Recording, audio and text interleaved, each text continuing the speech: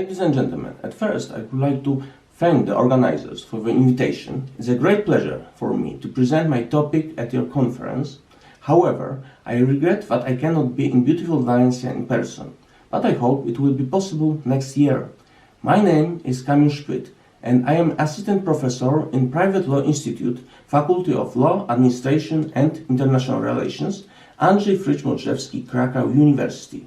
I want to present you my topic entitled Copyright Challenges Concerning the Development of Mind Uploading, which was approved to be presented at the 4th International Congress of Law, Governance and Innovation, organized by IBEROJUR and the CEU Cardenal Herrera University, Valencia, Spain.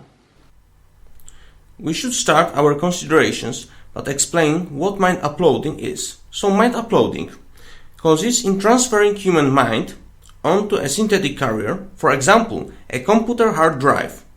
Thus understood, not only does the whole brain emulations process give hope for protecting the human being from death, but also, when it occurs, hope for a peculiar digital resurrection. There are many ways to perform mind uploading, as you can see on the slide. Of course, redefining the human being from a mortal physical person consisting of blood and bones into a theoretical immortal sequence of zeros and ones is bound to breed multiply doubts of legal nature. Next to those most obvious from such areas as criminal and civil law, a set of issues related to the copyright assessment of creatively artistic activity of human beings thus digitized will emerge. This is because it is difficult to assume that creative individuals, only due to the loss of their bodily, should also lose their sensitivity and need for creation. Summary: in this topic I would like to tell you a few copyright issues related to the development of mind uploading. Aiming to systematize the set of issues hereby engaging, one may perform a principal division thereof in connection with the role assigned to the digitized person or a digital reflection copy of a real human being in a given factual status. Depending on circumstances, its position shall be considered in categories of an object of copyright, a subject of copyright. Undoubtedly, an attempt at qualifying a digitized person as an object of copyright may at first glance stir a considerable controversy. In effect, this would entail the acquisition of its exclusive rights by a third party and the deprivation of its autonomy, which is de facto slavery. But if we think about it longer, we will conclude that, in principle, why not? One has to state that in the legal order in force, the very fact of scanning the human brain, even if the digital scan possessed self-awareness and independence, would lead to multiplication of rightful human being endowed with legal capacity and thus its legal emergence of two legal entities in place of one.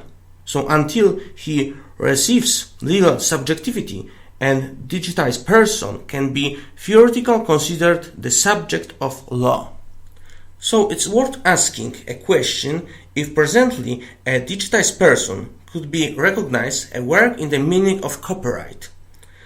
Pursuant to Polish Copyright Act, the work should be understood to be any manifestations of creative activity of individual nature established in any form, irrespective of its value, designation, or manner of expression.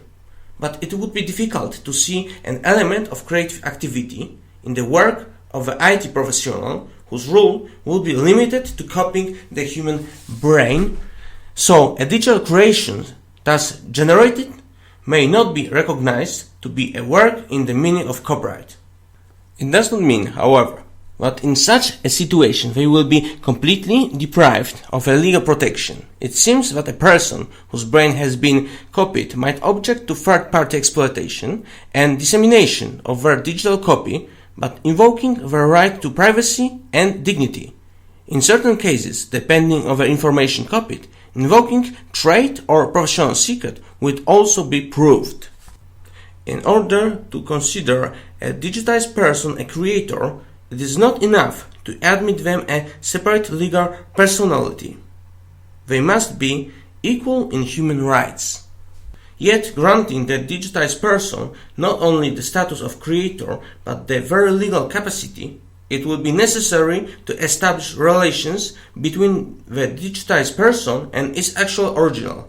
Do they constitute two different entities, or perhaps, in terms of assessment of legal effects of the acts they perform, one person?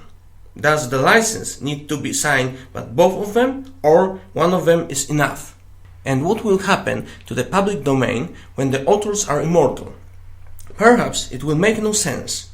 Perhaps the solution is to establish the author's economic rights expire not after 70 years as the creator death, but 70 years from the fixing the work in the case where it was created by a digital person after the actual original demise.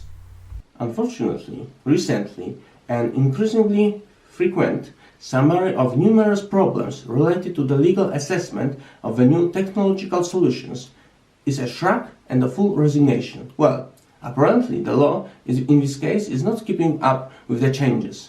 Mine applauding can be a laudable exception to the rule. The fact that at this stage work is still underway to finalize this process allows, as in the case of the consideration of strong artificial intelligence, to start looking for optimal legal regulations. Right now, the legislator, supported by representatives of legal doctrine, should undoubtedly take this opportunity. And I will take the opportunity to have a voice for a few seconds, and I wish you all, especially our hosts, a lot of health and serenity. Thank you for your attention.